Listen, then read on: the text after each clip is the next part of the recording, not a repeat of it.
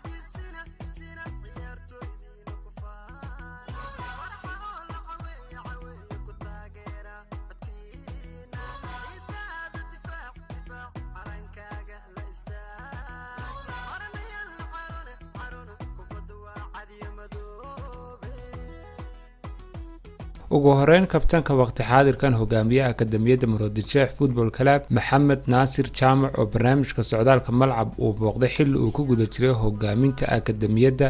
iyo waliba mahadnaq oo halkan uga diraya shirkadaha Hyundai iyo Aadan 19 ayaa waxa uu yiri munaasabad oo aan dhignay imkana alaamatidii baan ku jirnaa alaamatidii oo noo socota oo aan ku guda jirno soco ku noqo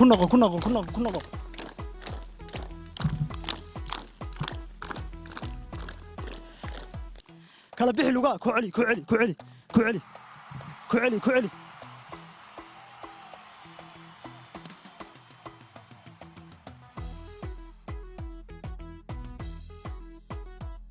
waxaan u mahadnaqaynaa kooxda oo soo gacan qabtay shirkadaha sida Hyundai waxaan kaloo mahad celinaynaa Cabdicasiis Aadan 19 oo isaguna gacan la soo qabtay kooxda oo in badan gacan la soo qabanay kulay dadka amba argana soo gacan qabtay kulay aafooyinka iyo waxa ku mashquulitaankooda ayuu biniga soo leexinaya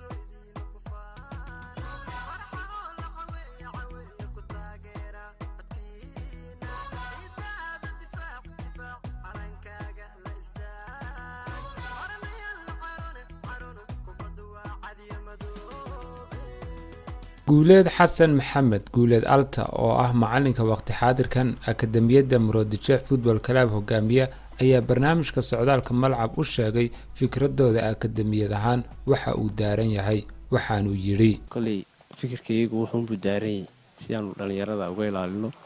aafooyinka ba'an ee wadanka ka taagan haddii noqoto balwad iyo haddii ay noqoto tahriiba fikirkaas aanu ka midaysanay way fududahay sida dhalinyaro loo helo kubadooda ciyaartaa laakiin way adag tahay sida intaasoo dhalinyaro la isugu keeno oo isku mabda oo isku raya oo mustaqbalkooda kubadeed loo wanaajiyo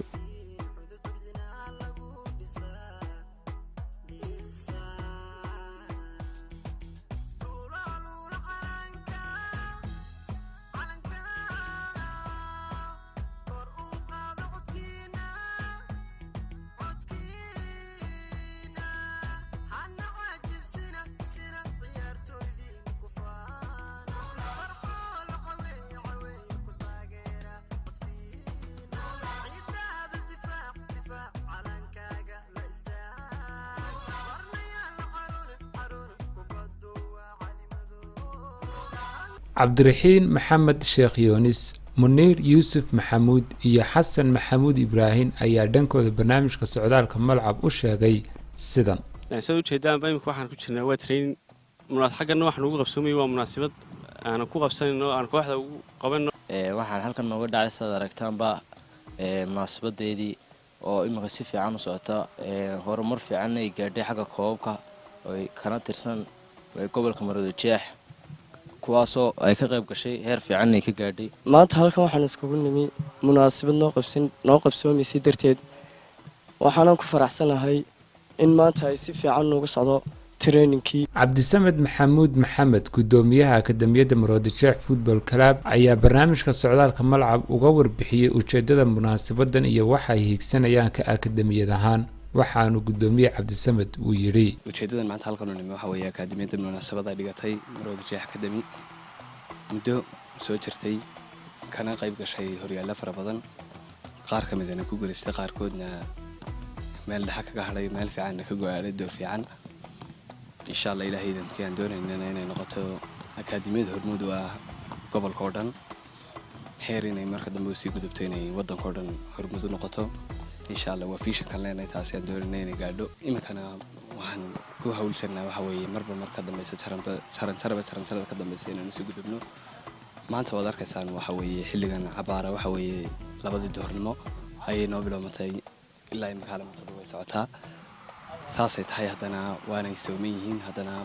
waad ka arki karaysaa markaad eegtid ka ciyaaryahan ahaan inay u dhisan yihiin lugahood iyo kubad ahaanba dhibaatooyinkaas ciyaaryahanada Soomaalida ahba waxay tahay inay markay gaadhaan heer isku filnaansho inay kubadda halkaa kaga dhaqaaqaan. kubaddu waa yool qof kasta higsado waana wax uu qof kasta ku hamiyo inuu heer ka gaadho heerka ka gaadhisaana maaha kaliya wadanka joogtada qulaatay in laga barto. waxaan kula talin lahaa dhammaan dhalinyarta kubadda ciyaarta inay ku hamido adduunka oo dhan in laga barto. siibahan Soomaalida waxay doontaa hankooda inay yaryahay inay hankooda sarreysiyaan oo ay ku fikiraan ninka maanta qaadaya koobabka iyo iyagu waa isku same wuxuu dheer yahay ma jiro waxaan hubaanay inuu gaari karayo waad gaari karaysaa waan hubaa isku day inaad nin walba dadaashid waxa ka xiga kaliya waa waxaa intaasi inoogu dhan barnaamijka socdaalka malcab oo toddobaadkan aanu ku soo qaadanay akademiyadda Maroodijeex Football Club Academy oo ka dhisan degmada Gacan Libaax ee magaalada Hargeysa. anagoo barnaamijka socdaalka malcab uu booqday xilli ay kooxdu ku guda jirtay munaasabad iyo weliba calaamitadeedii maalinlaha ahaa ee ay akademiyaddu bixiso. dhanka muuqaal duubistu waa Cabdirashiid Dhamac, dhanka soo jeedinta barnaamijka iyo hagaajintuna waa anigu Axmed Taye Qarana iyo dhammaan bahda malcab oo isku duuban oo idin leh inta aynu ku kulmayno barnaamijkan oo kale ah haddii Allaha awoodda loo yiraahdo waxaanu idin leenahay dhammaantiinba Ramadaan wanaagsan.